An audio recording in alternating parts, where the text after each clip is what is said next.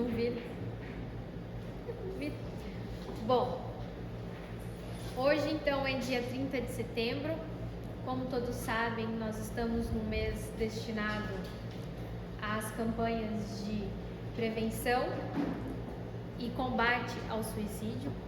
Então, neste último dia, eu resolvi falar sobre a vida, justamente esse tema que às vezes nos traz um pouco de medo, nos deixa um pouco amedrontados quando nós paramos para pensar e refletir sobre ela.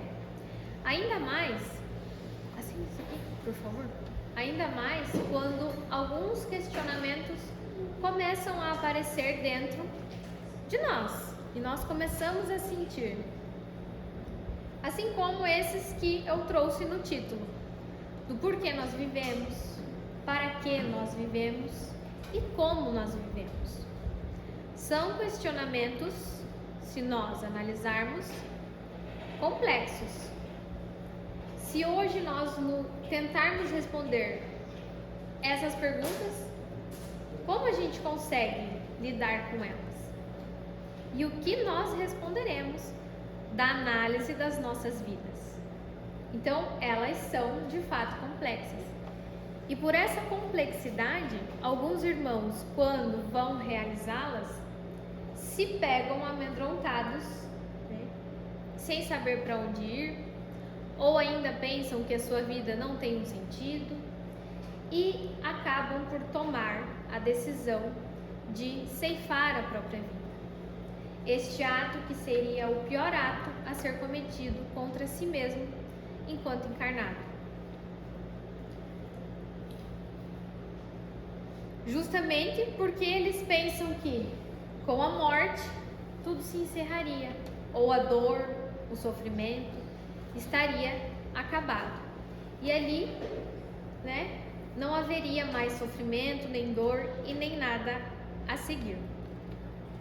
E diante da morte, meus irmãos, é inevitável que a nossa condição existencial sinta um pouco de vulnerabilidade. O quão é difícil nós perdermos alguém, o quanto é difícil nós pensarmos na nossa morte. Ainda que enquanto espíritas, vocês já pararam para pensar, olha, né, como vai ser quando eu já não estiver mais aqui? O que vão pensar? Será que vão lembrar de mim ou não? Será que eu terei saudade dos meus ou não? Como vai ser? Como vai ser quando a minha esposa morrer, o meu pai, o meu filho? E nós precisamos então fazer esses questionamentos. E o materialismo, ele nos propõe que nós estamos condenados então a esse emaranhado de órgãos, de tecidos, de células, que é o nosso corpo humano. Ele faz-nos acreditar que a falta de oxigênio cerebral, né, seria então o fim de tudo, o fim da nossa existência. E que para nós deixarmos algo neste mundo, precisaríamos de fato fazer algo material. Escrever algum livro, deixar alguma música, alguma coisa nesse sentido. Querem nos fazer acreditar que os nossos pensamentos, os nossos desejos, as nossas paixões, os nossos talentos são algo, né, que em alguns a condição cerebral favoreceu e em outros não. Então, crianças que desde pequeno tocam muito bem, porque são prodígios, porque têm QI muito elevado, né? E pensam e fazem nos acreditar que nós somos inteiramente materiais. Entretanto, o Espiritismo, na contramão do materialismo, definido por Allan Kardec como a ciência que estuda o espírito desde a sua origem, o que ele faz aqui e para onde ele vai, nos demonstra e nos deixa muito claro que nós somos viajantes cósmicos, ou seja, todos nós que aqui estamos encarnados já vivemos em outros planetas. Vivemos, viveremos e continuaremos vivendo. Então, antes de tudo, a gente precisa entender o que nós somos. Percebam que eu utilizei a preposição o que e não quem, tá? Isso porque nós somos espíritos imortais. Nós fomos criados, tivemos um início, mas não teremos um fim. Somos, em essência, espíritos, o que alguns acreditam ou chamam de alma. Então, eu não sou a Yasmin. Por hora eu estou a Yasmin. Eu não desempenhei sempre o meu trabalho. Por hora eu o desempenho. Então, o João, o José, a Maria, assim também são. Por hora nós estamos aqui encarnados com este corpo, com essas condições, mas o nosso corpo, a nossa situação, e principalmente o corpo, dizendo, né, no sentido de entender o que nós somos, ele não nos identifica por inteiro. Isso quer dizer que ele vai se apresentar de acordo com aquilo que se faz necessário. Então, por mais que nós não gostemos, né, às vezes a gente acha que está sobrando uma gordurinha aqui, faltando uma coisinha ali, é o corpo que nós temos e que é o necessário para essa encarnação. E com o fim deste corpo, ele não vai finalizar a nossa existência. Nós somos imortais. A má notícia é que todos, invariavelmente todos, irão morrer. Nós não sabemos o dia, e eu acho que é até melhor a gente não saber o dia. Ou seria melhor saber? Não sei. Eu fico nessa, ainda não tenho certeza. Mas nós não sabemos o dia. O fato é que para morrer basta estar vivo, todo mundo sabe, né? O que acontece é que às vezes nós ou adiantamos a nossa morte, ou conseguimos, através do trabalho no bem e do amor, prolongar um pouquinho. Temos diversos exemplos aí que prolongaram a sua vida para além do que seria necessário.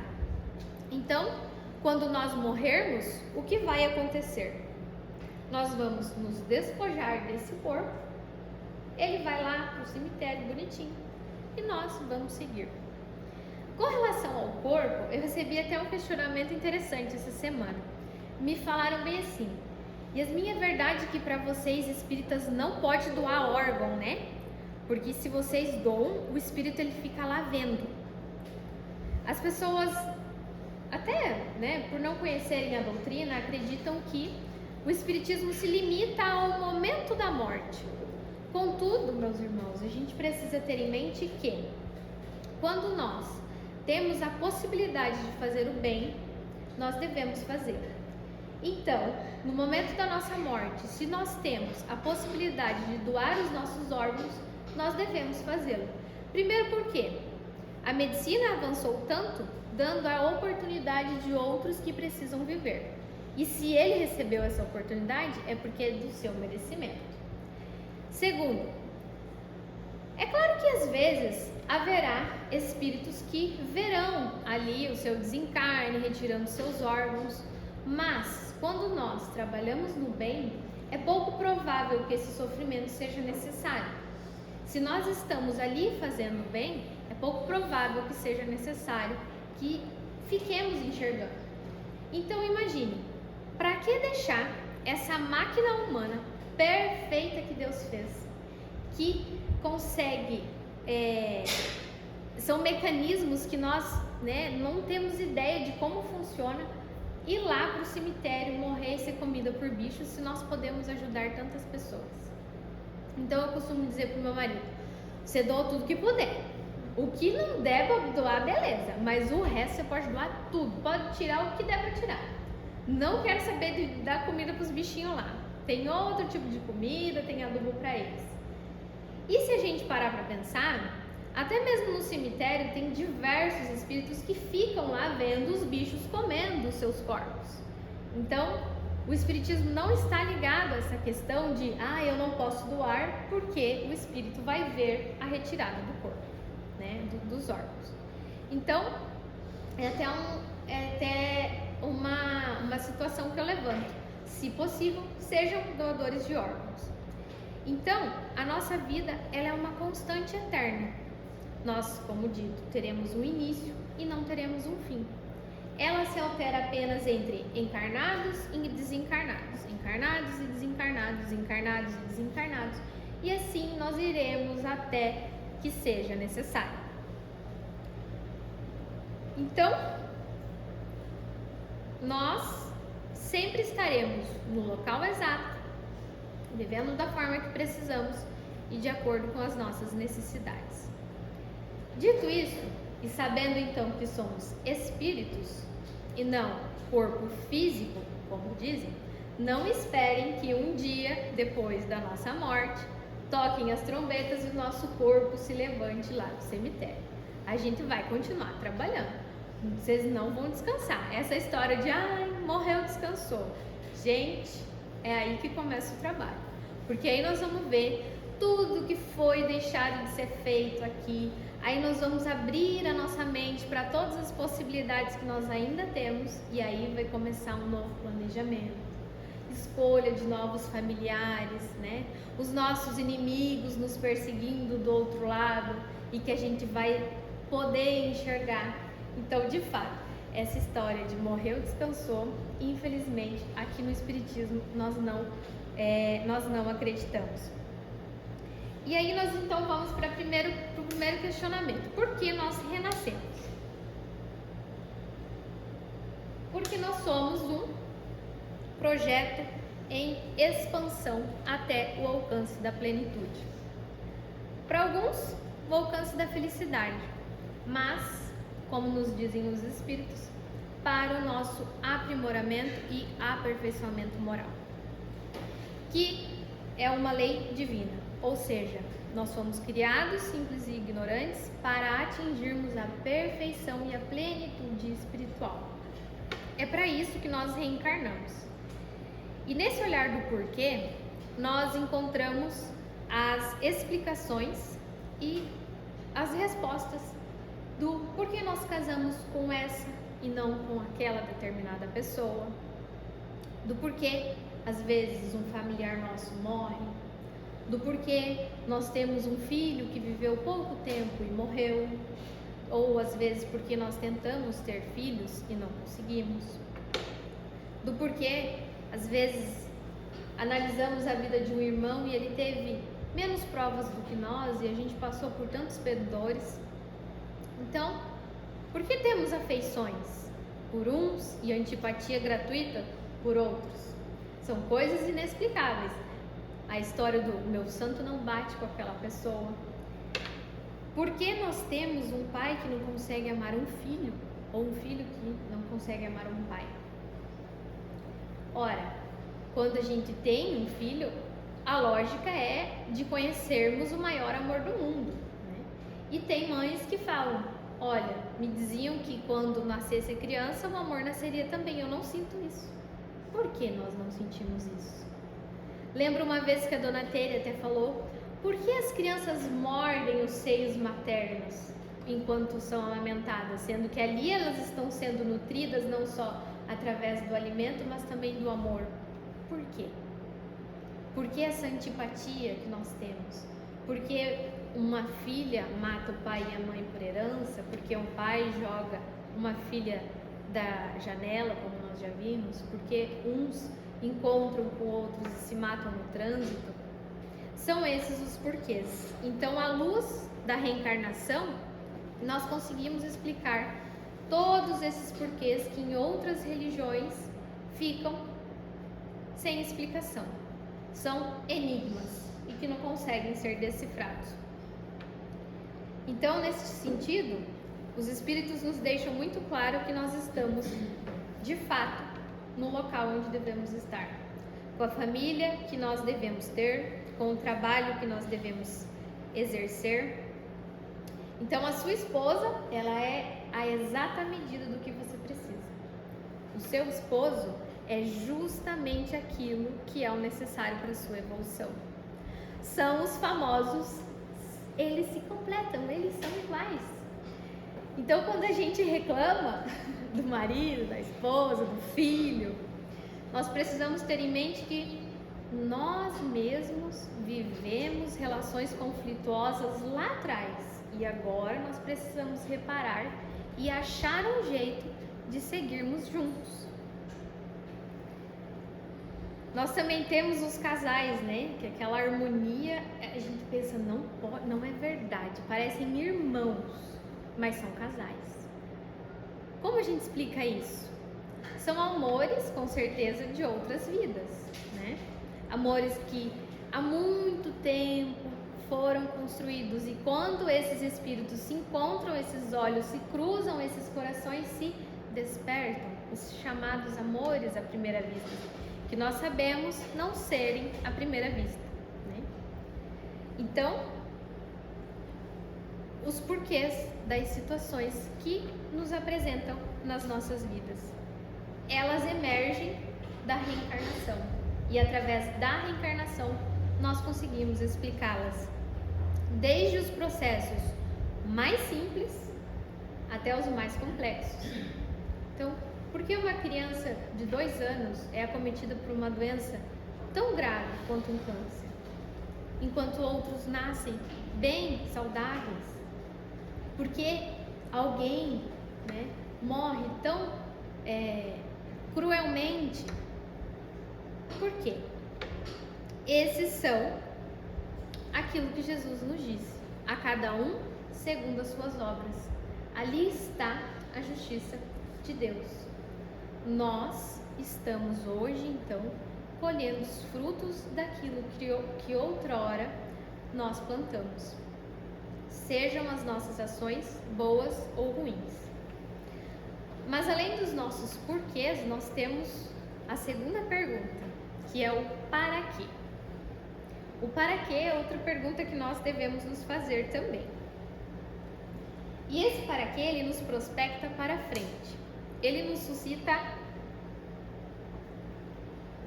a perguntarmos sobre o sentido das nossas vidas. A vida, se ela não tiver um para quê, ela não vai ter sentido. Então, aqui no Espiritismo, ele nos lembra que nós temos um sentido, nós temos um caminho a percorrer, que é para frente, como dito, a lei divina da evolução. E como lei divina, nós podemos até sermos teimosos, fazermos birra com Deus para tentarmos não evoluir, mas infelizmente nós iremos evoluir, ou felizmente, né? Quer queiramos, quer não, pela dor ou pelo amor, mas nós vamos evoluir. E esses são os paraquês. Então, não basta nós sabermos a causa dos nossos sofrimentos, das nossas benesses. Nós precisamos saber também como resolver e como, né? E por que nós recebemos essas determinadas situações. E isso é o para quê. Então, a análise do para que você vive está centrado exatamente naquilo do motivo. Para que eu recebi este filho? Para que eu recebi essa doença? Para que essa situação se apresenta hoje? Em que pese eu já tenha muitas vidas, com certeza isso é de outras vidas, para que hoje, nesse exato momento, agora, nesta vida? Para que eu me encontrei com essa pessoa para ter como marido e esposa? Para que o outro veio como meu irmão? Esses são os nossos paraquês. Então, não basta nós entendermos, olha, eu tenho um problema com meu filho, com a minha filha, eu preciso entender o para quê dessa filha ter reencarnado comigo, nesta vida, neste momento. Eu preciso saber qual é o script, né, que a gente diz, do meu futuro. Para onde eu vou? Ter e dar um sentido para a nossa vida. Até eu lembro um dia que nós conversávamos, eu e a Ionara, no carro vindo para o centro, e a gente pensou, as pessoas que não têm religião, que não fazem nada, qual é o sentido da vida? Para que elas vivem? Elas vieram aqui para quê? Fazer o quê? Nós conhecemos algumas pessoas assim. E para que elas vivem? Qual é o sentido? para vir se despojar com questões materiais, apenas viver, comer, beber, ter relações, namorar um, separa, casa com o outro, separa de novo, casa com aquele outro de novo. Para que eles vivem? Qual é o sentido daquela vida? A gente vê questões rasas, né? E aí, essa reflexão deve ser feita. Para que a sua vida está da forma que está hoje? Todos nós temos um para quê. Descubramos o nosso. Ele está dentro dos nossos corações. E é ele que vai nos impelir a seguir, a ir em frente.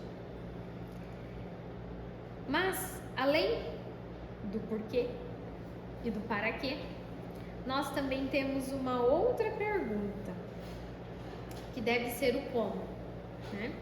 Como viver a minha vida? Como eu já havia dito. Como eu faço para seguir, então, essa lei de Deus, que é a evolução divina que foi imposta? Porque eu entendi os porquês. Aí eu descubro o sentido, né, daquilo através do para quê. Mas como eu não vou me revoltar, me rebelar com aquele para quê, com aquele porquê? Como eu vou viver? O que eu farei? Porque ao sabermos que, né, já fomos mortos, que já matamos, que hoje recebemos como filho aquele que nos matou, poderíamos nos revoltar com Deus, né? Quantas vezes já pensamos, meu Deus, mas olha, eu sei que eu sou forte, mas vamos dar uma aliviada. Questionamos Deus, nos rebelamos, né? Queremos fazer uma queda de braço ali com Deus. Eu estava essa semana num processo com a minha filha e eu falei, Deus do céu, desde que ela nasceu, essa dificuldade, essa briga nesse sentido. Falei, Deus, o que tu quer me mostrar? Aí depois eu pensei, claro que são coisas de outras vidas. É um amor tão grande que eu não consigo explicar, mas também tem alguma situação que ela ainda não sabe me falar. Ela tenta me mostrar, mas ela ainda não consegue e eu não consegui entender. Então, eu me peguei falando, Deus, vamos dar uma aliviada, por favor. Tanto é que estava num processo de desmame e desisti. Hoje, deixa, não vou mais brigar não. É você que manda aqui, tu tem 1 ano e 10 meses, é você que manda aqui nessa casa, não tem problema. Então, eu poderia continuar me rebelando com Deus. Não, Deus, não quero mais saber de ter filho. Mas nós estamos aqui para dar oportunidade para os espíritos, não é mesmo? Não tem por que me rebelar com Deus. Fui eu que escolhi, fui eu que pedi, que implorei para estar aqui nessa situação, desse jeito. Então, esses são o como a gente vai viver a nossa vida. É a preposição que nos enseja a olhar para a nossa situação e falar, o que eu vou fazer agora? E nós devemos sempre, invariavelmente sempre, nos remeter às práticas morais do Cristo. Mergulharmos na estrutura do Evangelho. É Ele que vai nos dizer como nós devemos viver. Só assim nós vamos entender quem somos, as situações que nos apresentam e como nós vamos seguir. Quem não conseguir fazer do Evangelho essa imersão, né, e introspecção do Evangelho de Jesus, vai simplesmente conhecer uma doutrina muito bonita, mas corre o risco de cair e falhar nessa nova existência. Porque, assim como disse Jesus, muito lhe será dado, mas também muito lhe será cobrado. Nós temos a oportunidade de conhecer as palavras, o seu Evangelho, ter a clareza espiritual através dessa doutrina que se revelou, né? A terceira revelação, o Consolador prometido por Jesus. Então, muito nos será cobrado. Do que nós fizemos desse conhecimento? Como nós o aplicamos? O que foi feito enquanto nós tivemos a oportunidade. Como disse Kardec, é necessário que nós busquemos o clarão da centelha divina. Então, precisamos de fato nos apegarmos ao sagrado, aquilo que Jesus nos deixou. Se nós não conseguirmos fazermos esse movimento, nós ficaremos paralisados na nossa escala evolutiva. Então, meus irmãos, a morte dentro do Espiritismo, ela de modo algum é uma ameaça. Ela de modo algum encerra a nossa vida. Ela nos mostra que apenas este corpo, materialmente, que atualmente se apresenta, um dia vai acabar, mas que nós somos eternos. Então, quando nós analisamos a nossa vida, nós devemos primeiro nos perdoar o nosso irmão. Por quê? Se Deus, que é Pai misericordioso, perdoa todas as nossas ofensas, tudo aquilo que nós fizemos, por que nós nos achamos no direito de não perdoar? Quantas vezes a gente diz, eu não vou perdoar fulano, o que ele me fez é inadmissível, eu não vou perdoar ciclano, aonde já se viu eu ter que aceitar uma situação dessas? Nos colocamos na situação de julgadores, mas Deus não nos julga. Todos os dias Ele nos dá uma nova oportunidade, por maior que seja o nosso erro. E não pensem que nós já fomos muito bonzinhos. Nós já queimamos gente na fogueira, nós já fizemos muita coisa ruim e Ele nos perdoou. Ele nos deu diversas outras vidas. Então, que nós possamos viver com amor. Só Ele vai ser capaz de abrandar os nossos corações, diminuir as nossas dores, trabalhar no bem, na caridade. Nós temos ainda o coração muito endurecido. Abramos os nossos olhos para o clarão da centelha divina, como nos pediu os Espíritos. E, para vocês não dizerem que é Yasmin que está aqui falando essas coisas, lá no Livro dos Espíritos, nós temos uma parte em que os Espíritos, que Allan Kardec destinou para o resumo da doutrina. E lá ele diz o seguinte: o espírito encarnado se acha sobre a influência da matéria. O homem que vence esta influência, pela elevação e depuração de sua alma, se aproxima dos bons espíritos, em cuja companhia um dia estará. Aquele que se deixa dominar pelas más paixões e põe todas as suas alegrias na satisfação dos apetites grosseiros, se aproxima dos espíritos impuros, dando preponderância à sua natureza animal. Pensemos em André Luiz, né?